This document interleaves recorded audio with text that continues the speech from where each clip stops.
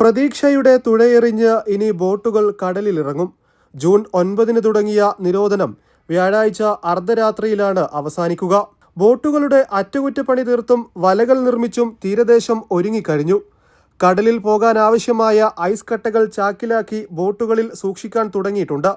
തീരദേശവും മത്സ്യത്തൊഴിലാളികളും ആവേശത്തിലാണ്. 52 ദിവസം നീണ്ട ദുരിതാനുഭവങ്ങൾ മറന്ന് ചാകര തേടി കടലിൽ പോകാനുള്ള ഒരുക്കത്തിലാണ് ഇവർ. പെയിന്റിംഗ് ജോലികളടക്കം പൂർത്തിയാക്കി മത്സ്യബന്ധന ബോട്ടുകൾ തീരത്ത് നിരന്നു കഴിഞ്ഞു. പ്ലാസ്റ്റിക് കയറും ഉരുക്കുമണികളും ഉപയോഗിച്ചുള്ള വലകളാണ് കൂടുതലായി ഉണ്ടാക്കുന്നത്. ട്രോളിംഗ് കഴിയുമ്പോൾ ലഭിക്കുമെന്ന് പ്രതീക്ഷിക്കുന്ന കരിക്കാടി ചെമ്മീനിനും കണവക്കുമെല്ലാം പ്രത്യേക വലകളും ഒരുക്കുന്നുണ്ട്.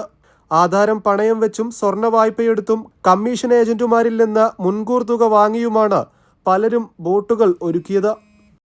ആതുര സേവന രംഗത്ത് പൊന്നാനിയുടെ പോരായ്മയ്ക്ക് പരിഹാരം Benzy polyclinic. Akbar group of ഇന്ത്യയുടെ പുതിയ സംരംഭം. 24 മണിക്കൂർ പ്രവർത്തിക്കുന്ന സുസജ്ജമായ അത്യാഹിത വിഭാഗം.